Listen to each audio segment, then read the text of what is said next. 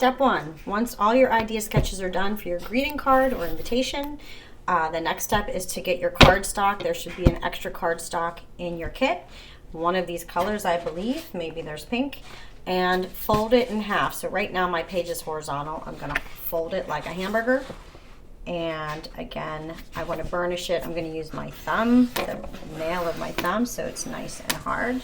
Now, because I'm doing a snowflake and I have the options, those of you live have the option of picking what color you want, I'm going to make sure my card is facing this way. So my fold is at the top. My image on the cover is going to go here. So when I open the card, it's going to open from the top, not sideways.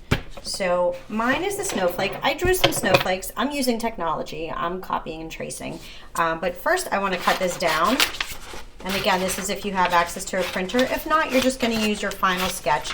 Just make sure that it's scaled up to fit on the cover so that it's not too small and obviously not too big. You could make it big where it's bleeding off the page, but that's not necessary.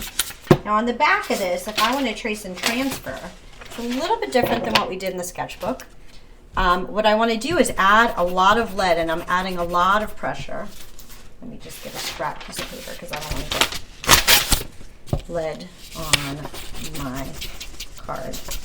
And notice I'm just using the side of the pencil. And I know this pencil has heavy lead, and it's important to really cover just the areas that you're going to be transferring onto your card. You could use graphite paper. Back in the day that used graphite paper. I just don't have it.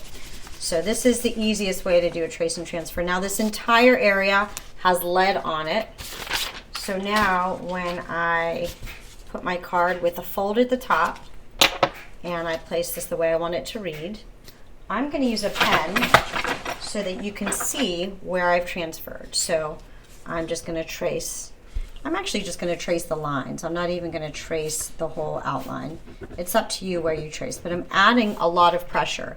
And anywhere that I trace, now you can see a little bit that lead transferring. So let me go ahead and finish that.